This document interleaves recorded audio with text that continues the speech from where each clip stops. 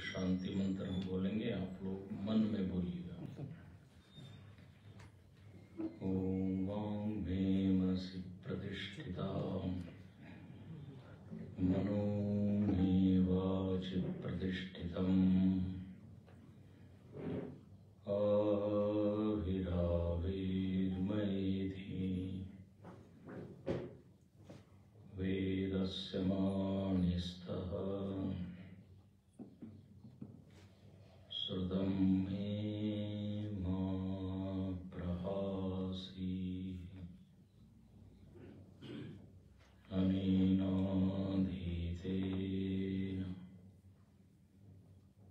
अहोरात्रान् सन्दधामि ऋतं वदिष्यामि सत्यं वदिष्यामि तन्मामवतु तद्वक्तारमवतु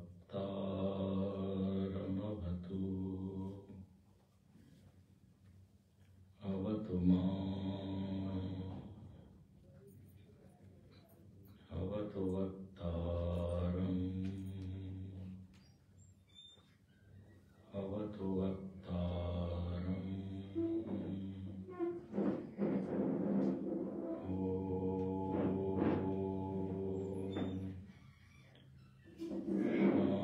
शांति शांति शांति।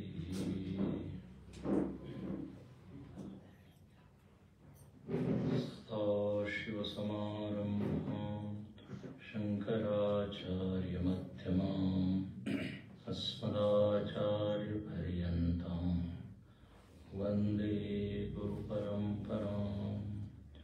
श्रुतिस्मृतिपुराणानाम् आलयं करुणालयं नमामि भगवत्पाद शङ्करं लोकशङ्करं शङ्करं शङ्कराचार्यं केशवं बादरायणं सूत्रभाष्यकृतौ वन्दे भगवन्तौ पुनः पुनः।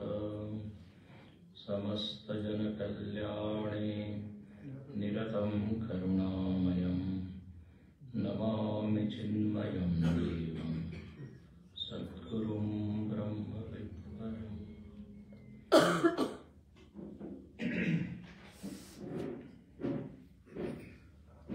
अविचार कुतो बंधः विचारेण निवर्तते। शास्त्रों में कहा गया कि बंधन का कारण अविचार है। तो बंधन का तात्पर्य है दुख, बंधन का तात्पर्य है अशांति, तनाव। बंधन ही विविध रूपों में अनुभव में आता है। शास्त्र की भाषा में जिसको हम बंधन कहते हैं, व्यवहार की भाषा में स्ट्रेस, तनाव, दुख। तो व्यक्ति की एक स्वाभाविक इच्छा है कि दुख से हम छूटे। उसी को कहते हैं मोक्ष। मोक्ष शब्द में मुच धातु है, उसका अर्थ है छूटना। तो बंधन क्यों है, इसके ऊपर विचार किया गया। कल हमने चिंतन किया था, यदि हम सुख चाह रहे हैं और सुख ही हमको प्रिय है, तो इससे ये निष्पत्ति निकलती है कि हमारा स्वभाव ही क्या है, सुख है।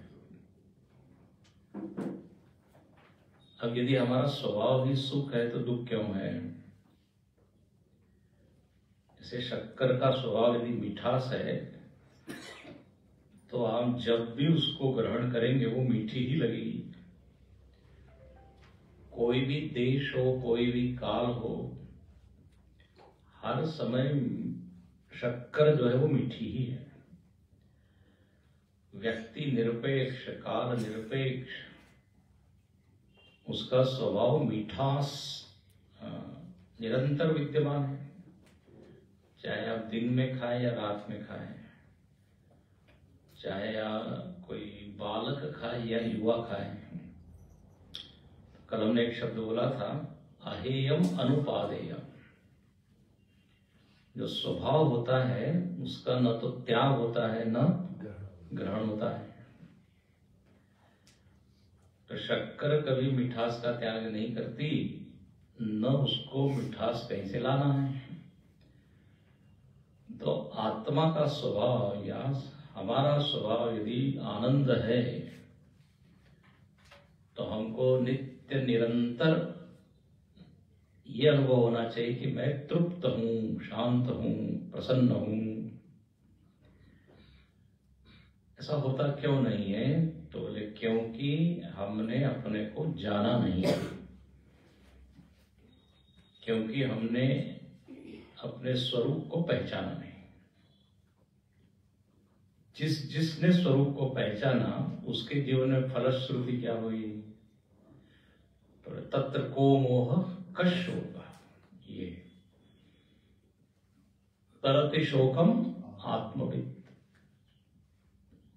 अहम भगवत शोचामी। नारद जी कहते हैं कि मैं बड़ा शोकग्रस्त हूं और मैंने सुना है कि आत्मज्ञानी लोग शोक से तर जाते हैं। सनकादि ऋषि के पास गए हैं नारद जी और उन्होंने विनती की, ज्ञान दीजिए। सनकादि ऋषि को बड़ा आश्चर्य हुआ, बोले महाराज आप तो इतने सारे ज्ञानों से संपन्न हैं, खगोल विद्या, ज्योतिष विद्या, नृत्य विद्या, संगीत विद्या। तब नारद जी कहते हैं कि ये सारी विद्या बेकार है। बेकार है? बोले ये विद्या व्यक्ति को पूर्ण आनंद देने में असमर्थ है। इस अर्थ में हम कह रहे हैं बेकार। इससे आप धन कमा सकते हैं, जीवन चला सकते हैं, लेकिन जो जीवन की मूल डिमांड है, मांग है, वो नहीं से पूरी। इसलिए हम आपके पास आए हैं।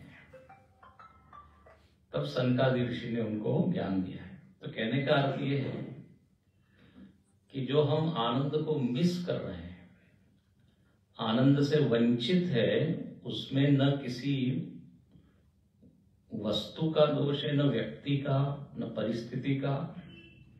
दोष अपना ही है कि हमने अपनी ओर देखा नहीं।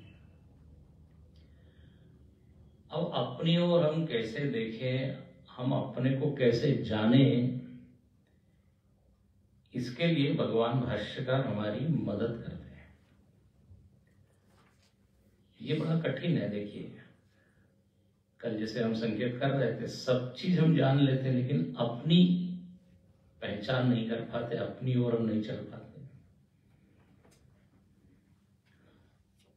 इसको राजगुह्य का है, ये गूढ़ ज्ञान है। गूढ़ का अर्थ ही है कि जिसको जब तक कोई बताए नहीं तब तक नहीं समझ में आए। ये विद्या ऐसी है। इसलिए गुरु बिन ज्ञान, ज्ञान बिन चेला, निस्दिन फिरत उदासी। तो ये ग्रंथ, छोटे ग्रंथ, बड़े ग्रंथ, ये हमारी बड़ी मदद करते हैं कि भाई आप कैसे विचार कीजिए, सीखिए आत्मविचार। तो यहां भगवान शंकर ने एक लीला की, शंकराचार्य जी को प्रेरित कर दिया श्लोक बोलने के लिए। कल हमने देखा, गच्छ गच्छ, चांडाल ने कहा कौन किससे दूर जाए, अन्नमया अन्नमयम अथवा चैतन्यमेव चैतन्य, द्विजवरम दूरी कर्तुम वांछसि ब्रूहि। और एकदम उन्होंने एक ऐसा श्लोक बोला जिसमें दो वाद का संकेत है, प्रतिबिंबवाद और अवच्छेदवाद। और कहा कि तुझमें मुझमें कुछ भेद नहीं, ये भेद तो केवल क्या है, ऊपरी है। उदाहरण दे दिया कि चाहे प्रतिबिंब मिट्टी के घड़े के अंदर हो या सोने के घड़े में, या आकाश, आकाश एक है या सूर्य एक है, को विभेद को भ्रम विप्रोयम शपचोयम। थोड़ा आप अंतर्मुखी होकर विचार कीजिए। जब ऐसा श्लोक बोला है तो शंकराचार्य जी के मुख से एकदम 5 श्लोक निकल पड़े और उसमें उन्होंने अपनी मनीषा बता दी। मनीषा का अर्थ निष्पत्ति। बोले अब मुझको ज्ञान हो गया है कि एक ही सत्य है। आकार को देखकर, उपाधि को देखकर सत्य में भेद नहीं होता, सत्य के टुकड़े नहीं होते। सत्य तो अखंड एक रस बना रहता है, निस्तरंग जल, कब देखा था। और उस एकत्व का ज्ञान उन्होंने 4 श्लोकों में बोला और एक एक श्लोक में एक एक महावाक्य का समझ लीजिए विस्तार है। वो चांडाल और कोई नहीं, भगवान शंकर ही थे। वो चाहते थे कि शिव शंकराचार्य जी एक और श्लोक, क्या कहते हैं, एक और ग्रंथ लिख दे। तो उनके लेखनी से अद्भुत सुंदर ग्रंथ निकल पड़ा। आइए पहला श्लोक हम पढ़ें। जाग्रत स्वप्न सुषुप्तिषु स्फुटतरा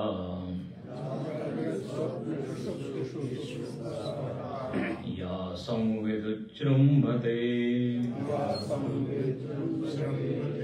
या ब्रह्मादि पिपीलिकान्त तनुषु प्रोता जगत् साक्षिणी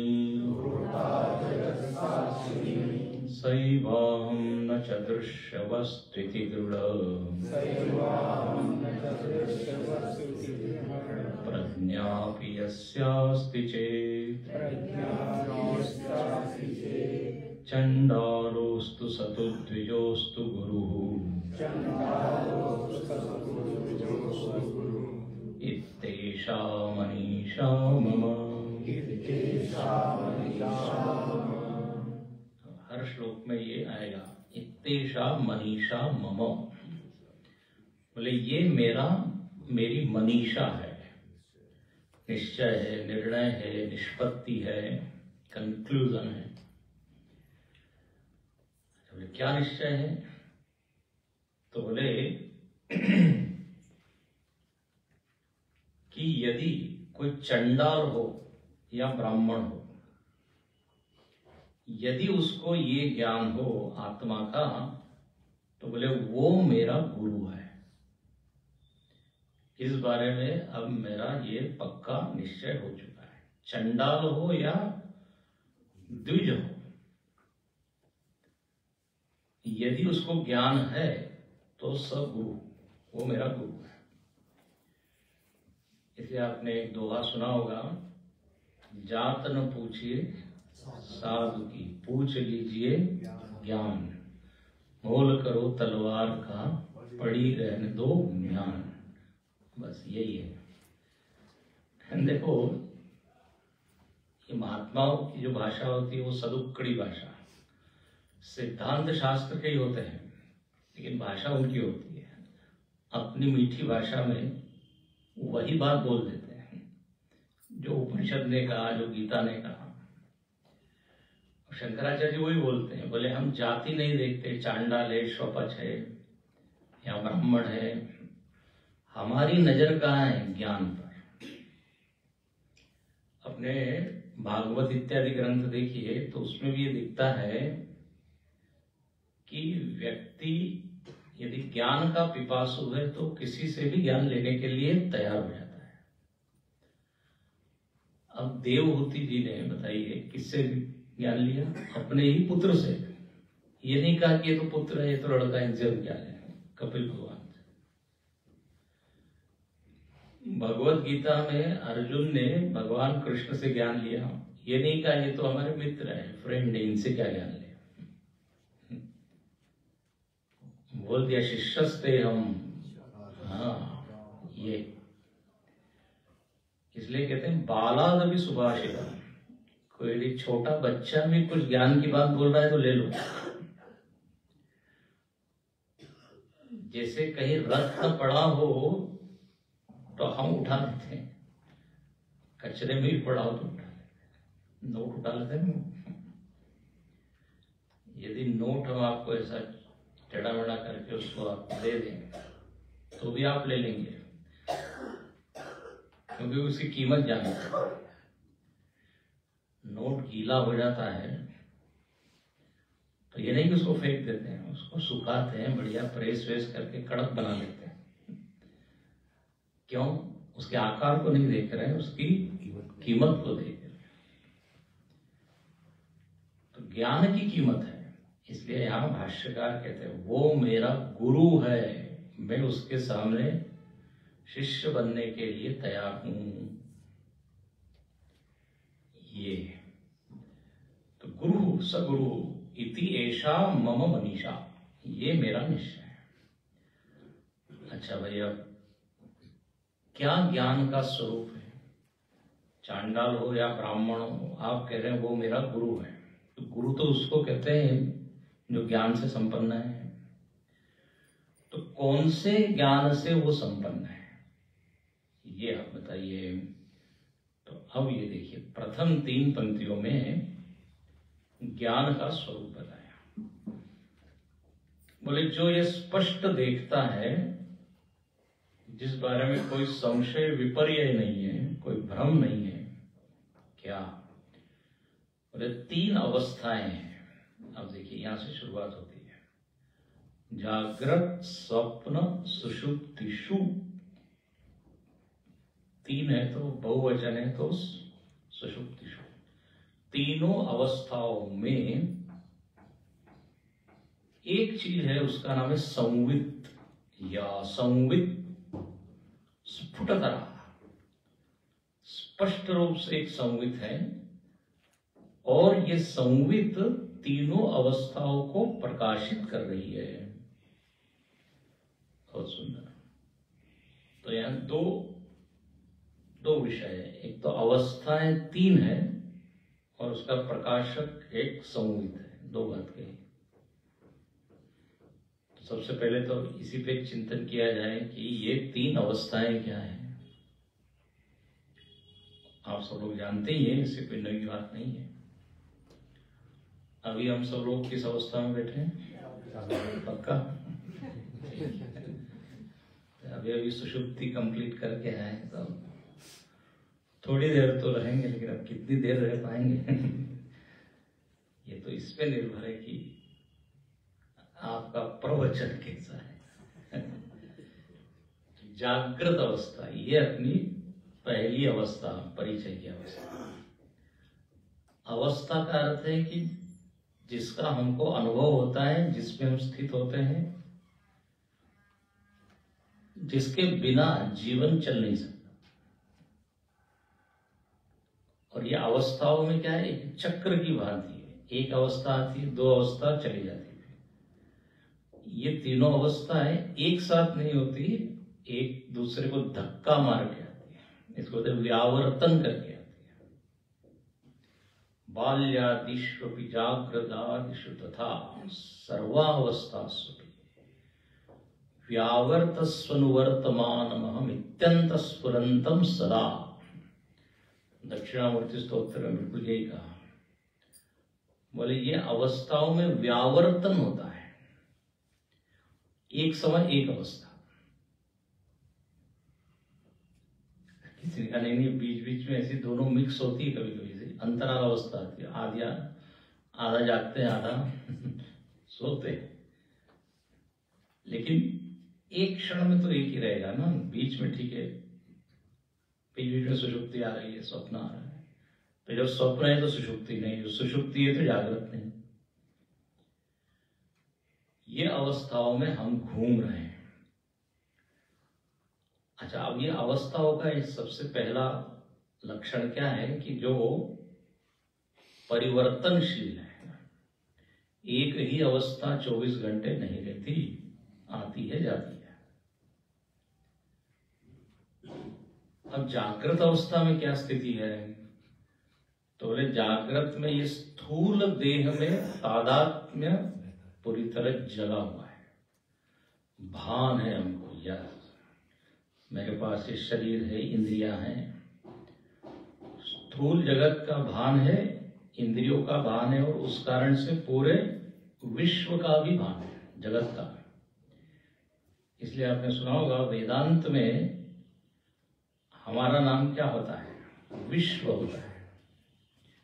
जीव को ही क्या कहते हैं? विश्व। देखो शास्त्रीय भाषा में बोले तो जागृत अवस्था अभिमानी, हाँ?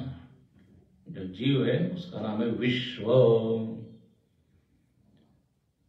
वेदांत की भाषा में अभी हमारा नाम है विश्व। तो जागृत अवस्था में पंच विषयों का ज्ञान हो रहा है, शब्द स्पर्श रूप रसगंध। इंद्रियों के द्वारा पूरा जगत अपने भीतर प्रवेश कर रहा है। ये 5 एंट्री पॉइंट्स हैं। तुलसीदास जी इसी को कहते हैं इंद्रिय द्वार जड़ों का नाम। ये जड़ों के हैं।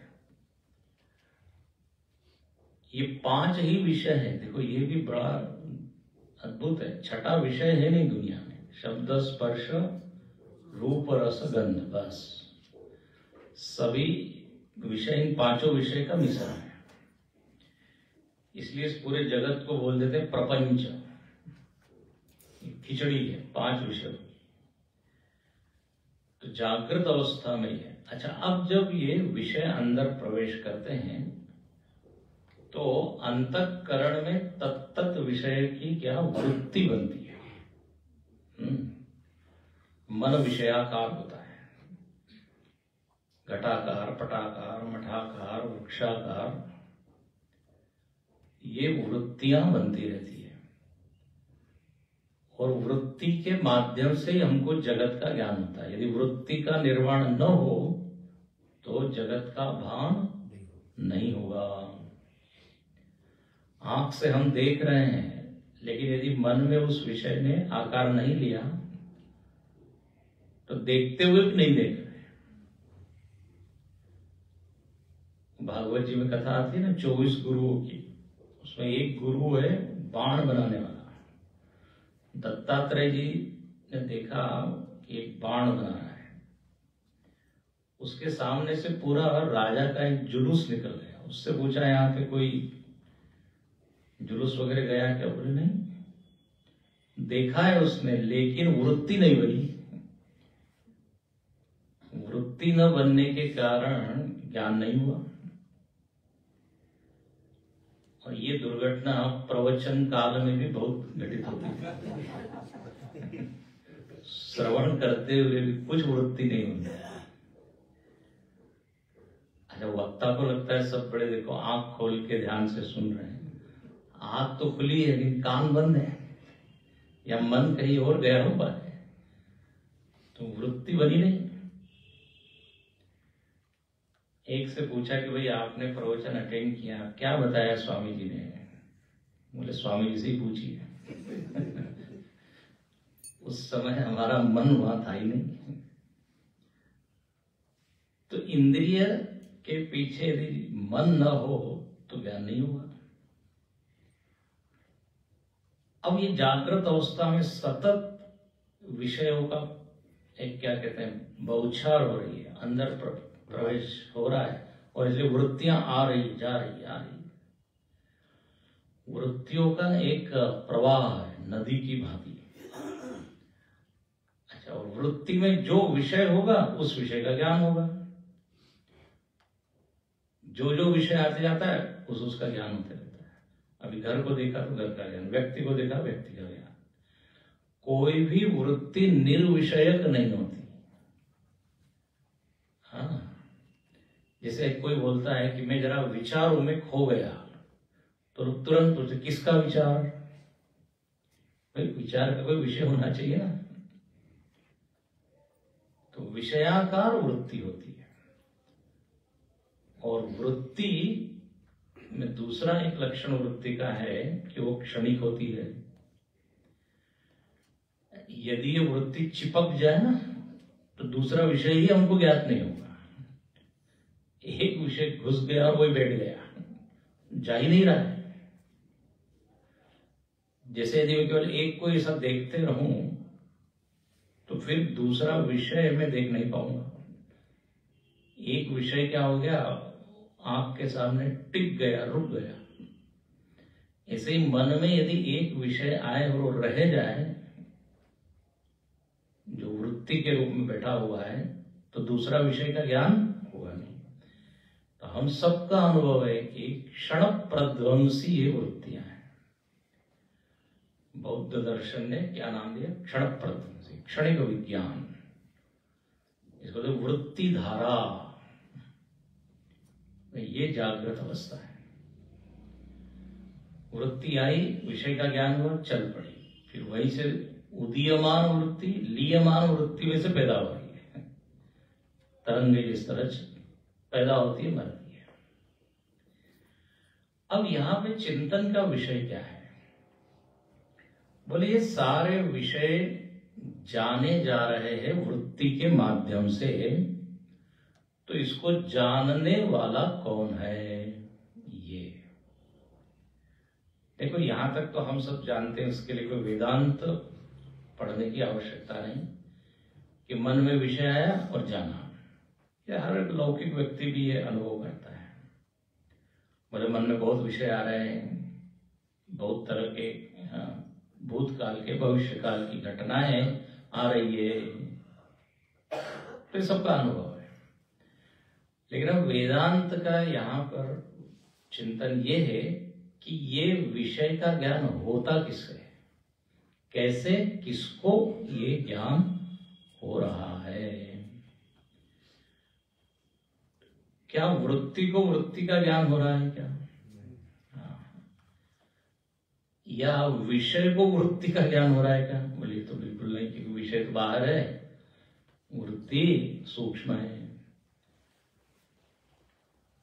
तो वृत्ति और विषय दो ही चीज सामने आ रही है। अब इसमें कौन ज्ञाता है? न तो विषय ज्ञाता है न वृत्ति ज्ञाता है। तो बोले कौन है? तो बोले आप ज्ञाता हो। ज्ञान किसको हो रहा है? आपको हो रहा है।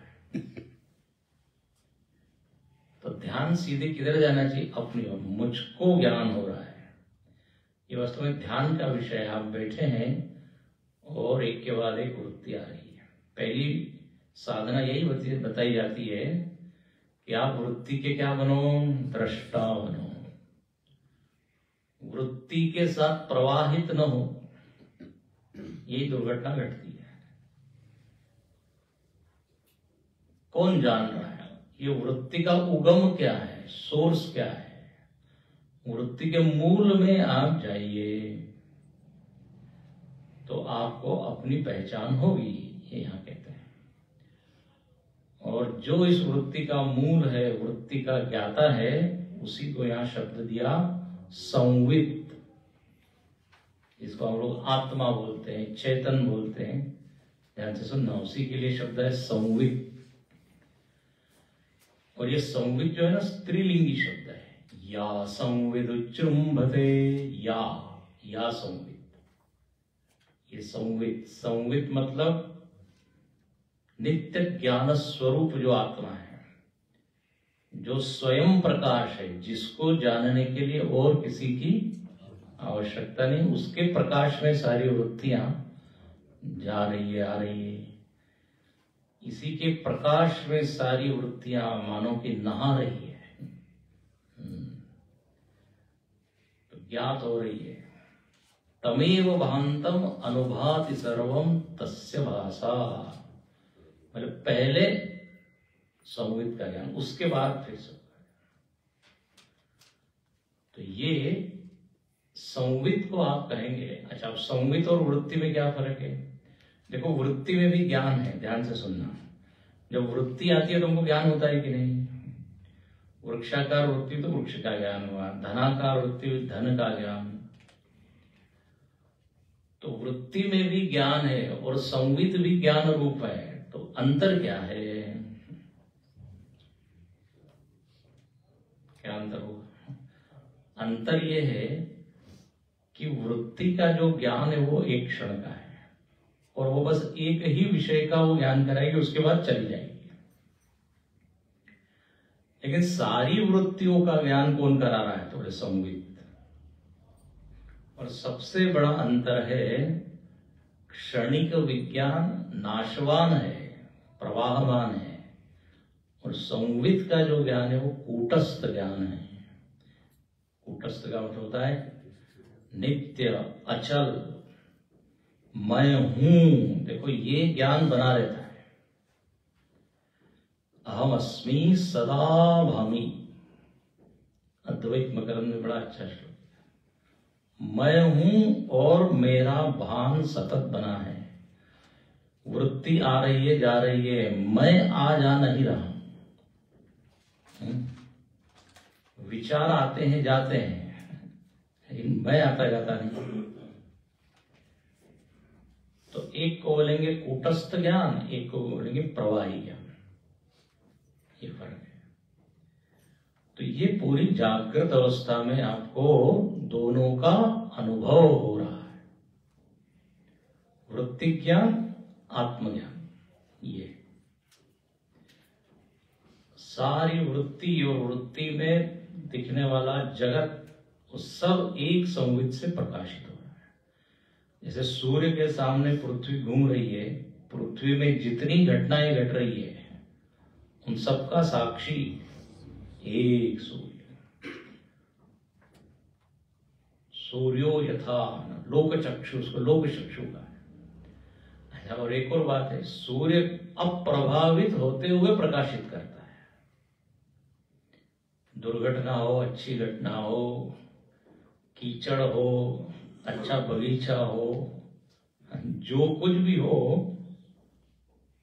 प्रकाशित तो करता है, लेकिन अप्रभावित, अलिप्त, उससे लिप्त, लिंपायमान नहीं होता। ऐसे ही ये आत्म चैतन्य है। वृत्तियों में वैरायटी है, कितनी वैरायटी है वहां देखिए ना, विविधता।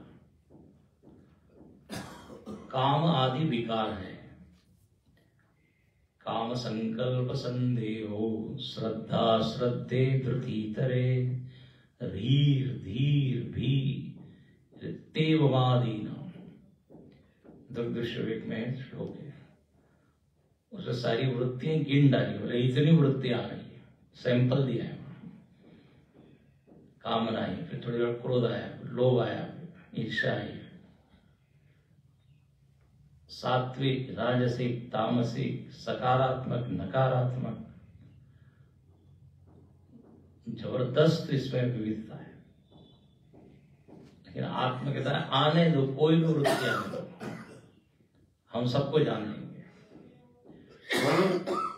बाहर का कुछ आवाज दे रहा है। तो ये संविद उज्जृंभते, ये बात है। गुरुदेव कहा करते थे थॉट परेड। गुरुदेव का अलग शब्द है। जैसे 26 जनवरी को क्या हम, हाँ, कौन लेता है ना सैल्यूट? प्रेसिडेंट, राष्ट्रपति। एक के बाद एक बटालियन आ रही है, झांकियां। कई बार उनको दया आती है, उनको बहुत हाथ दुखते होंगे उनके से। वो कूटस्थ की बात ही नहीं है, एक एक झांकी आ रही है। ऐसे ये थॉट की परेड, विचारों की परेड, या ऐसे टोल नाका होता है, उसमें गाड़ी आ जाती है, हर गाड़ी का क्या है रजिस्ट्रेशन होता है।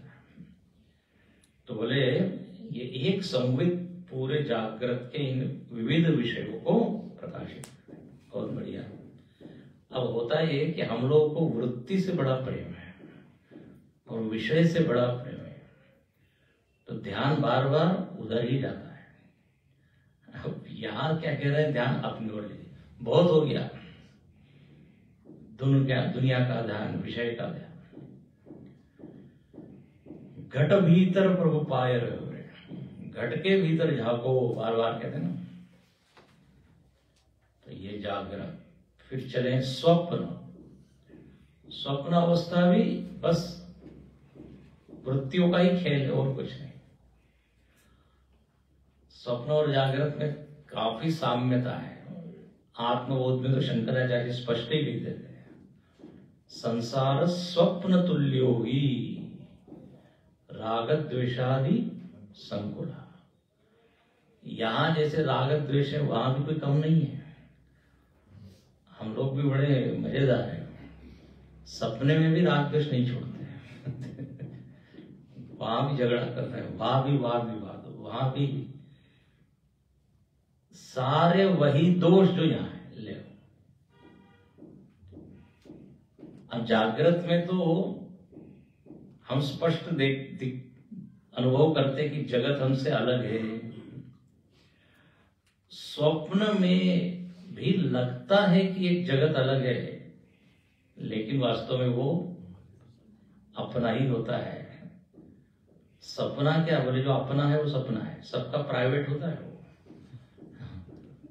एक दूसरे के सपने में हम घुस नहीं सकते। जैसे वो सिनेमा के कौन होते हैं, डायरेक्टर, प्रोड्यूसर, एक्टर, ऐसे सपने के प्रोड्यूसर हम ही, डायरेक्टर हम ही, उसमें खलनायक नायक सब हम ही बने। जो जागृत में संस्कार एकत्र किए वही संस्कार वहां प्रकट हो जाते हैं। बिल्कुल जैसे एक सिनेमा चलता है कि नहीं, एक फिल्म में जैसे सारे चित्र अंकित होते हैं, उसके ऊपर लाइट डाला जाए तो वो पर्दे पे दिखने लगते हैं। तद्वत अपने चित्त पटल पर जितने संस्कार हमने एकत्रित किए हैं वही वहां दिखते हैं। अच्छा, वैसा है कि अनंत जन्मों के संस्कार इसमें एकत्रित किए हुए, संग्रहित है। इसलिए स्वप्न में क्या है, कौन से संस्कार कैसे प्रकट होते उसका कोई नियम नहीं है, इसलिए कुछ भी दिखता है। मैं देख सकता हूं कि नासिक में ये हॉल है, ऐसा मैं देख सकता हूं, और हम देख सकते हैं कि क्या है, अयोध्या में ताजमहल खड़ा है, ऐसा भी देख सकते हैं। होता है ना, कानपुर गए, वहां पे समुद्र दिखाई दे रहा है क्योंकि बंबई से आए हैं तो समुद्र के संस्कार है। कहीं भी कुछ भी। गुरुजी ने बड़ा अच्छा उदाहरण दिया, जैसे कोई पत्र जो है, पहले तो बहुत पत्र लिखते थे, आजकल तो पत्र खत्म हो गए, ईमेल हो गया ना।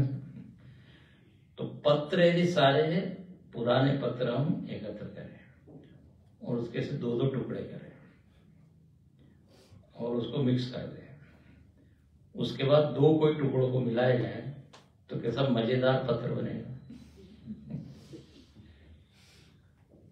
पुत्र को कुछ लिखा है, वो पिता के उससे जुड़ जाए तो बड़ा विलक्षण। तो ये स्वप्न में यही होता है, संस्कारों का मिश्रण, लेकिन होते सब संस्कार ही। तो खैर यहां पे चिंतन ये हो रहा है कि स्वप्न में भी ज्ञान हो रहा है हमको, जैसे ही जागृत में हो रहा है, वहां पर भी प्रकाशक वो संवित ही है। जो जागृत का प्रकाशक वही संवित आत्मा, स्वप्न की भी प्रकाशक। जागृत और स्वप्न में एक अंतर है, ऐसा बोलते हैं कि स्वप्न 1.5 मिनट से ज्यादा बड़ा नहीं होता, ऐसा कहते हैं, सुना होगा। लेकिन अद्भुत है, उस 1.5 मिनट में पूरा जीवन हम देख लेते हैं। बचपन भी देख लेंगे, कॉलेज भी गए हैं, शादी भी हो गई, जॉब भी लग गया, रिटायर भी हो गया 1.5 मिनट में। ये माया है। तो स्वप्न दृष्टा हम होते हैं, जैसे जागृत के दृष्टा। स्वप्न टूट जाता है लेकिन मैं नहीं टूटता। अच्छा, स्वप्न में अनुभव करता मैं ही होता हूं, जिसने जागृत का अनुभव किया वही स्वप्न का। इसलिए स्वप्न में आने, स्वप्न से निकलने के बाद हम अपना स्वप्न का वर्णन सब लोगों को करते हैं। क्योंकि जो अभी जगा हुआ है उसी ने स्वप्न देखा है। एक मजेदार बात होती है, स्वप्न में आप कुछ भी बता सकते हैं, हमने ये देखा ये देखा, क्योंकि उसको वेरीफाई करने के लिए कुछ लोग देखो हमने ये देखा हो। तो जागृत, स्वप्न, तीसरी अवस्था है सुषुप्ति। सुषुप्ति अवस्था सबसे रहस्यात्मक है। लौकिक लोगों ने ज्यादा नींद के ऊपर, निद्रा के ऊपर ज्यादा चिंतन नहीं किया। बोले वो थक जाते हैं तो क्या हो जाता है, सो जाते हैं। लेकिन वेदांत में सुषुप्ति को लेके इतने मत हैं, आपको बताया, हर दर्शन ने अपना अलग उसकी व्याख्या की है। सुषुप्ति में क्या होता है, सुषुप्ति में मैं कहाँ होता हूं, मैं होता भी हूं कि नहीं, अपने जीवन का 1/3 जो है वो क्या है, सुषुप्ति। 8 घंटे, 24 घंटे में से 7-8 घंटे नींद में जाते हैं। तो जीवन की आयु यदि 60 वर्ष की है तो कितने वर्ष हमने नींद में गंवाए, 20 साल। 20 साल हो जाएंगे ना 24 घंटे में से, दिन के 3 टुकड़े करो। ओहो, और उस नींद के बारे में यदि हम कहें ये तो कोई सामान्य अवस्था है, तो बोले आपने जीवन का ठीक से अभ्यास, अध्ययन नहीं किया। You are not serious about that state. कोई कहता है कि सुषुप्ति एक अननुभूत अवस्था है। बोले अननुभूत नहीं है, अनुभूत अवस्था है। आपकी, हमारी, सबकी है, और ये बड़ी काम की चीज है। सुषुप्ति न हो तो व्यक्ति पागल हो जाए। सुषुप्ति की जरूरत है, और सुषुप्ति का निश्चित ही अनुभव सबको करना चाहिए, लेकिन सही समय पे करना चाहिए, प्रवचन में नहीं। वही तो गड़बड़ होता है। रात में भगवान ने रात बनाई, सोइए आराम से। तो ये सुषुप्ति क्या है? सुषुप्ति में क्या मैं होता हूं? बिल्कुल होता हूं, होता हूं, लेकिन मैं ज्ञात नहीं होता, अपने आप को जानता नहीं हूं। इसलिए लगता है कि मैं था भी कि नहीं।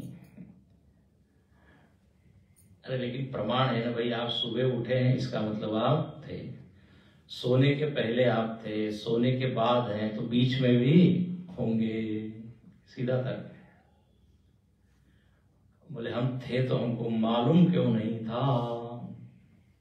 हाँ, ये है। अब देखो, तो वृत्तियां जो है ना 2 प्रकार की है। एक है इदम वृत्ति और एक है अहम वृत्ति। इसको समझिए। इदम वृत्ति मतलब विषय की वृत्ति, घट पटादि विषय की वृत्ति। अब जागृत में क्या है, इदम वृत्ति का भी भान है अच्छे से, और अहम वृत्ति का भी भान है। मैं हूं ये भी ज्ञात है, और मैं क्या देख रहा हूं, क्या सुन रहा हूं, क्या जान रहा हूं, ये भी ज्ञात है। तो भ्रम नहीं होता कि मैं हूं कि नहीं। लेकिन सुषुप्ति में क्या है, इदम वृत्ति तो है ही नहीं, कोई विषय है नहीं, और अहम वृत्ति भी लीन हो गई है। जो आधार है सारी वृत्तियों का, मैं हूं, उसके बाद फिर मैं मनुष्य हूं, पुरुष हूं, इंजीनियर हूं, डॉक्टर हूं, अमुक हूं। अहम वृत्ति ही लीन हो गई तो फिर इदम का तो कोई सवाल ही नहीं। तो अहम वृत्ति लीन होने के कारण ये प्रश्न आता है कि मैं था कि नहीं। वहां पे एक तरह का क्या है, अभाव है, अभाव, शून्य। इसलिए महर्षि पतंजलि जी निद्रा को एक वृत्ति बोलते हैं। बोलिए कौन सी वृत्ति? अभावाकार वृत्ति। नहीं है, नहीं है, नहीं है, कुछ नहीं है, ये वृत्ति। और ये वृत्ति अत्यंत सूक्ष्म है। एक सूक्ष्म वृत्तियों का प्रभाव होता है। कुछ नहीं, कुछ नहीं, कुछ नहीं। यह वृत्ति का विषय ही क्या है? कुछ नहीं। जैसे वृक्षाकार वृत्ति का विषय क्या है? वृक्ष, तो वृक्ष का ज्ञान होगा। घटाकार वृत्ति का विषय घट, तो घट का ज्ञान होगा। अब यहां वृत्ति का विषय ही क्या है? अभाव, तो ज्ञान क्या होगा? बोलिए, अभाव। इसलिए सुबह उठने पर यदि आपसे पूछा जाए आपका क्या अनुभव था, सब क्या बोलते हैं? एक ऐसी अवस्था थी जहां कुछ भी ज्ञात नहीं था, अंधेरे की तरह, और स्वयं का भी ज्ञान नहीं, अभाव, शून्य। अच्छा, अब कोई कहे यदि वहां अहम वृत्ति भी नहीं है, विषय भी नहीं है, तो फिर संविद भी नहीं है, उसको मना कर दिया जाए। हाँ, संविद का भी अभाव मान लिया जाए। हाँ, बोले ये नहीं होता, क्योंकि हम सबका अनुभव है कि हम बोलते हैं कि मैंने अनुभव की एक अवस्था। ये ठीक है कि मुझको उस समय ज्ञात नहीं था, लेकिन अनुभव तो मैंने किया, क्योंकि वो अनुभव बताता है ना कि एक ऐसा अनुभव था जहां कुछ नहीं था। कुछ नहीं का भी अनुभव होता है, याद रखना। तो अनुभव करता वहां पे था। जैसे इस हॉल में आप पहले आए हैं, सबसे पहले आप आए, और आप क्या बोलते? अरे कोई नहीं आया, ऐसा बोलते थे ना। अरे भाई, आप तो आए हो कि नहीं? कोई नहीं आया है, इसका ज्ञान होने के लिए आपको होना जरूरी है कि नहीं? अभाव का ज्ञान होने के लिए एक का भाव होना तो जरूरी है। यदि आप कह रहे हैं यहां कोई नहीं है, मतलब आप अपने आप को भी शून्य मान रहे हैं। समझ में आ रही है बात? तो अभाव का भी ज्ञान होता है, तो कोई ना कोई ज्ञाता, अनुभव करता होना चाहिए। यदि नींद से उठने के बाद हम कह रहे हैं कि कुछ नहीं था, तो वहां मैं था। अच्छा, दूसरा एक अनुभव क्या है कि वहां पे बड़ा सुख था, सुखम अहम अवाप से। ये नींद देखिए, इसकी बड़ी रहस्यात्मक है। एक तरफ तो पूरी तरह अज्ञान है, लेकिन आनंद खूब है, सुख है, किसी भी तरह की जरा भी प्रतिकूलता वहां नहीं है। एक ऐसी सुखद अवस्था है। इसलिए हम लोग चाहते कब हमको क्या मिले? नींद मिले। नींद को सब लोग चाहते, क्यों? क्योंकि वहां सुख है। अच्छा, और इतना ही, जहां मौका मिले एक झपकी ले लेते हैं क्योंकि वो सुखद है। अच्छा, वो सुखद है, इसका एक और प्रमाण ये है कि जब आपको नींद से उठाया जाता है तो उठने को आप जल्दी तैयार होते हैं। अरे अभी सो, लोग अलार्म लगाते हैं, अपने आप को हाथ जाता है घड़ी पे, बंद हो जाता है। क्यों? बोले वो सुख आता है। तो सुख भी है और अज्ञान भी है, दोनों का अनुभव सुषुप्ति में होता है। जिसको हो रहा है वो है संवित या आत्मा। तो पूरी पंक्ति का अर्थ हुआ, जागृत स्वप्न सुषुप्तिषु स्फुटतरा स्पष्टम या संविद उज्जृंभते, उज्जृंभते प्रकाशते। ये संवित ही इन तीनों अवस्थाओं का प्रकाशन करता है, करती है। संवित आत्मा करता है पुल्लिंग। अब बोले ये जिसको ज्ञान है ना, अब इस एक संवित का, वो चाहे फिर चांडाल हो या ब्राह्मण हो, वो मेरा कौन है? गुरु है। ये अच्छा, आगे चले। बोले ये जो संवित है हमारी तीन अवस्थाओं का प्रकाशन कर रही है। तो अब यहां प्रश्न है, क्या ये संवित केवल मेरे में है कि सब में है? तो तुरंत यहां इसकी व्यापकता बताई। इसलिए दूसरी पंक्ति देखिए, या मतलब या संवित ब्रह्मादि से प्रारंभ होकर, आदि शब्द क्या है, प्रारंभ क्या है, ब्रह्मा जी से लेकर पिपीलिकांत, आदि से अंत ना, तो ब्रह्मा जी से शुरुआत करके पिपीलिका, चीटी, सब में ये संवित क्या है, प्रोता, ओ तक प्रोत है। क्या सुंदर है, मयि सर्वमिदं प्रोतम सूत्रे मणिगणा इव। बस पूरी माला में जैसे धागा होता प्रोत है, मणि अलग अलग है, फूल अलग अलग है, उसका आकार अलग हो सकता है, साइज, कलर, रंग, लेकिन सब से जुड़ी हुई वो जो सूत्र है, जुड़ा हुआ है। ऐसे ही कहते हैं ब्रह्मा जी से लेके पिपीलिका, अब इसमें सारे जीव आ गए। कितनी योनियां हैं, 84 लाख। तो ब्रह्मादि देवता, इंद्र इत्यादि, फिर यक्ष, किन्नर, गंधर्व, सुर, असुर, सब, पशु, पक्षी, चीटी जो सबसे अंतिम है। चीटी में भी चैतन्य है, हम बताइए, हाथी में भी है, और इंद्र में भी है, और रावण में भी है, राम में भी है, कोई भी उसके बिना नहीं है, प्रोता, ओतक प्रोत है, ऐसा एक चैतन्य है। अब देखिए यहाँ ये ब्रह्मा और पिपीलिका से क्या अर्थ लेना चाहिए, ये सब उपाधियां हैं, उपाधियों में भेद,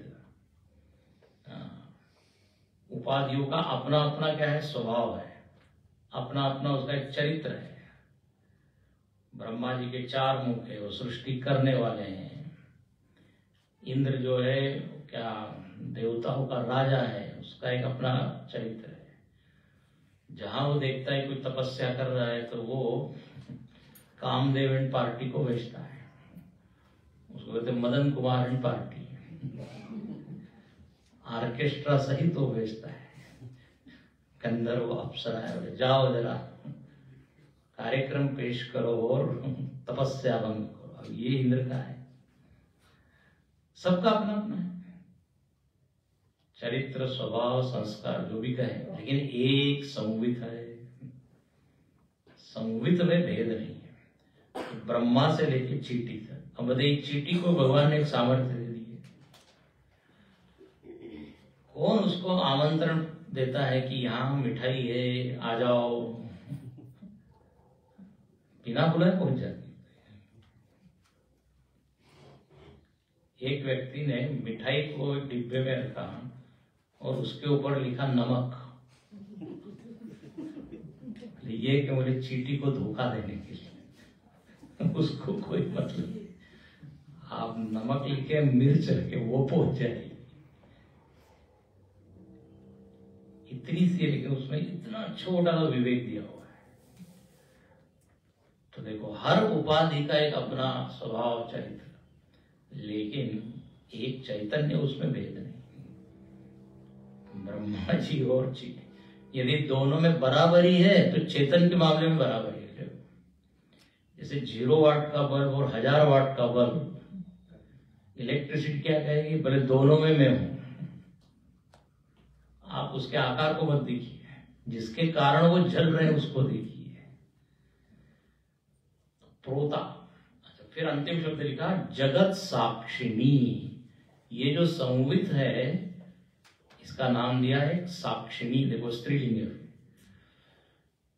साक्षी है, साक्षी तो पुल्लिंग है।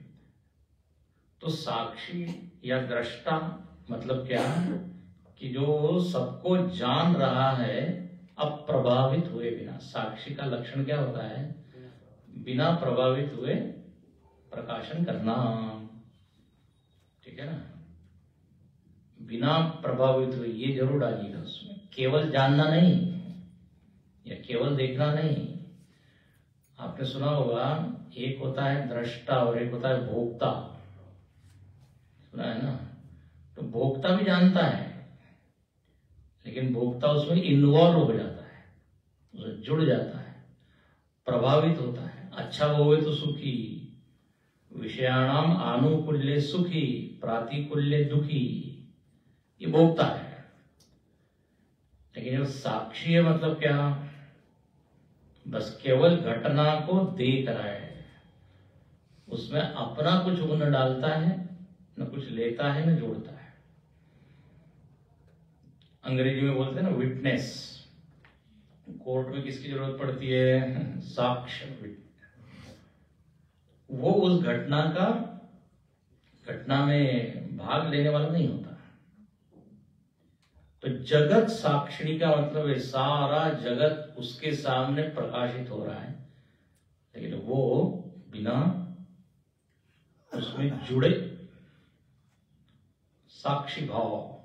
अभी ध्यान के लिए बताया जाता है ना, बैठिए और क्या करें, साक्षी भाव से अनुभव करें कि मैं वृत्तियों से अलग हूं, शरीर के साक्षी बने। जब आपको गाइडेड मेडिटेशन क्या कहते हैं उसको, अंग्रेजी हिंदी में क्या बोलेंगे, गाइडेड निर्देशित ध्यान। तो उसमें यही बताया, सीधे बैठो, शरीर को देखो, साक्षी भाव। तो ध्यान में तो साक्षी भाव होना चाहिए, लेकिन प्रवचन में साक्षी भाव मत रखिए। प्रवचन चल रहा है, अब प्रभावित हुए भी। कक्षा में भोक्ता होना चाहिए, कक्षा में साक्षी नहीं। यहां लिखते हैं ये आत्मदेव कैसे हैं, जगत साक्षिणी। दृग दृश्य वे पढ़िए, उसमें को इसका वर्णन है। तीसरी पंक्ति का अर्थ देखिए, पूर्ण करें। सैवाहम न च दृश्यवस्तिति दृढ़ प्रज्ञा।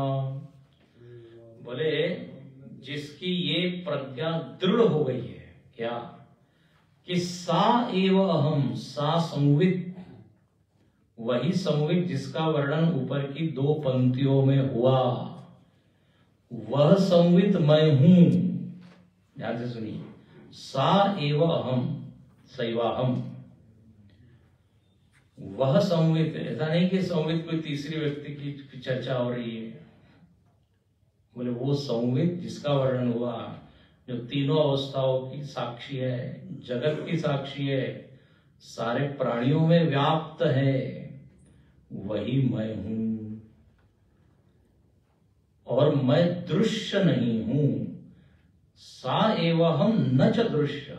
देखो पॉजिटिवली क्या बोल रहे हैं, सकारात्मक रूप से मैं संवित हूं, और निषेध किसका कर रहे हैं, बोले मैं दृश्य नहीं हूं। ये भी जानिए, मैं दृश्य नहीं हूं, दृष्टा हूं।